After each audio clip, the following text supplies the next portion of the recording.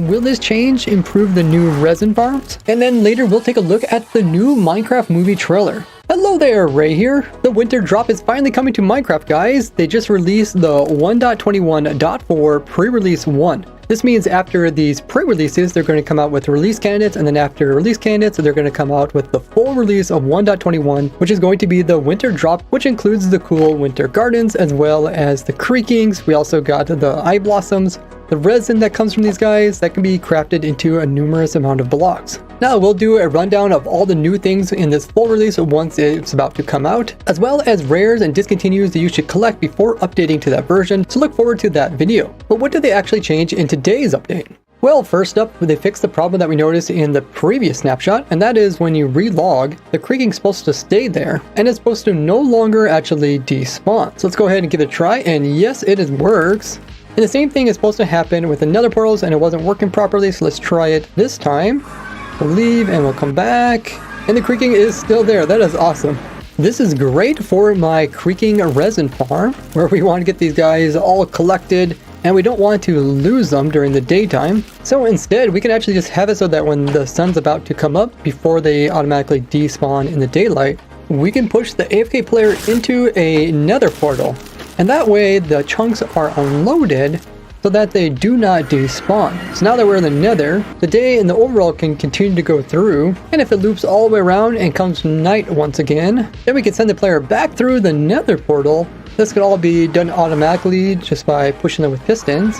The creakings will still be here, which is amazing, so you don't actually need to recollect them, but it is a bit more work pushing the player into the nether dimension and then pushing them back over into the overworld. But my farm here still actually works even without doing this, as it will just automatically collect the creakings that spawn these platforms and move them back to the center, which doesn't actually take that much time when you're in survival, as they just get pushed along when they're frozen. So it wouldn't actually increase the efficiency of the farm very much by moving the player, but it is completely an option if you have like thousands of creakings and you don't want to bother trying to transport them back into the center's killing chamber.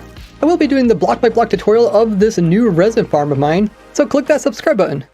Now in the previous snapshots we've seen they changed up how mobs decide which weapons they should hold. So they have priority over some over others, such as like a gold sword. It is a sword, so the piglin will hold it in its hand, but if it's given a crossbow, it will take the crossbow and it'll use that as its main weapon. But since the sword is gold, piglins do like gold stuff, so they will store that in their inventory. But there was a problem in the previous snapshot where these guys, they would pick up something like a gold sword and they would put it in their main hand.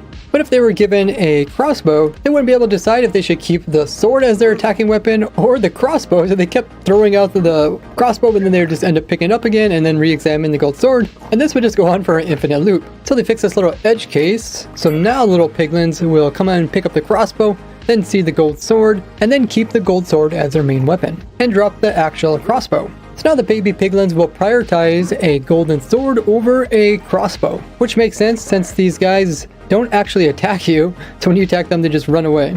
But the adults will continue to drop their gold swords in order to pick up the crossbow, but then they will re-pick up the gold sword and just stash away in their inventory. They also fixed a few problems that came up just during these snapshots, and a few related to the command/data remove, so now we'll properly remove certain things. The game's resource pack also got updated, which includes the newest Unifont, but also a bunch of modding features. Now the Bedrock Edition also got a update in a pre-release. One of the most interesting things that came out today for Bedrock Edition is that after all these years you can finally pause the single player world just by opening up the menu. So I loaded up the Bedrock Edition, and if you click Enable Game Pause, it's right here in the general settings. So now we can see as soon as we push the escape button, these bees in the background just completely freeze. But what do you guys think of this new change? The official trailer for the Minecraft movie has just came out. The previous trailers we've seen were just Where are we? Wait, who are you again? Garrett the Garbage Man Garrison. Gamer of the Year 1989. Whatever. I barely think about it. Welcome to the overworld. Anything you can dream about here, you can make.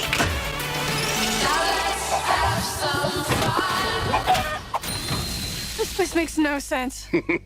Don't I know it? There are dark forces who want to destroy this world. If we want to stop them, we're going to need to create something amazing. Let's go to the stash.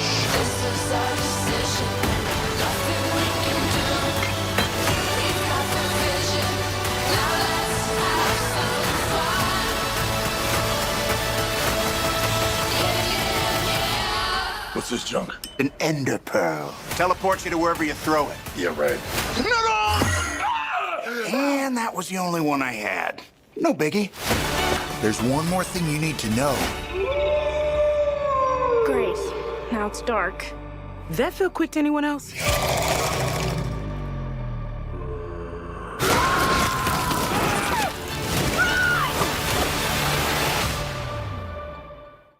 Now the trailer told us a lot. First up, we got some lore behind the actual Steve character and how he was actually in real life, and then he eventually found something while he was mining. It seems like there's kind of like this glass case, and you can see there is some of the Minecraft rune lettering on the side of it. And then he put this blue thing inside of it, and all of a sudden that somehow made a portal. Notice this is a blue portal, unlike the purple portal, so it's not actually like another portal, but one that goes from in real life to Minecraft.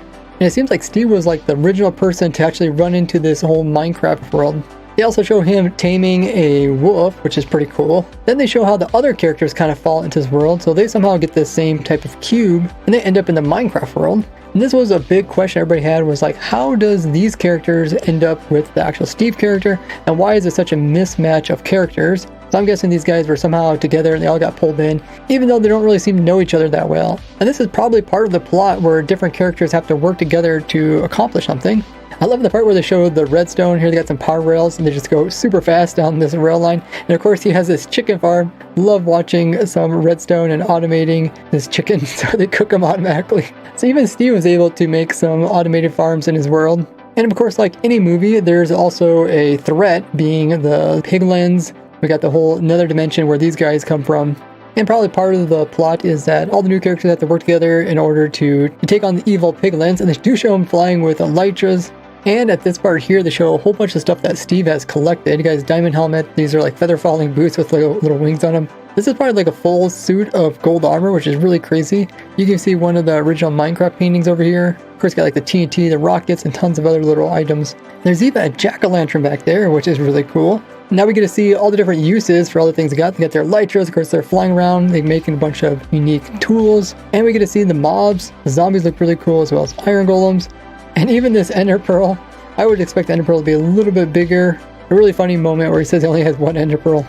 And of course, the cool thing about Minecraft, first day in Minecraft, is that you have to be aware of night and be ready for it. Which, as you know, when you start Minecraft, no one really knows about this. I really like this part here where they actually added in a spider jockey. You can see right here, there's a spider, and then there's a skeleton on top of it. He has an enchanted bow and it's shooting a flame. There's also another one right over here, which is really cool because spider jockeys are kind of like a rare mob you can't normally find. And the whole thing ends off saying that the official release date of the movie is going to be April 4th. So a little bit after April Fool's, into the whole environment. And what was your guys' favorite part about this new official trailer? For me, it was definitely this automatic chicken farm. Now leave a like on the video, and if you haven't already checked out that resin farm, it's right here. Otherwise, come over to my Twitch live streams where I will be designing some new automatic farms for the latest versions. And thanks so much for all my monthly supporters. Without you guys, these videos wouldn't be possible. And bye-bye!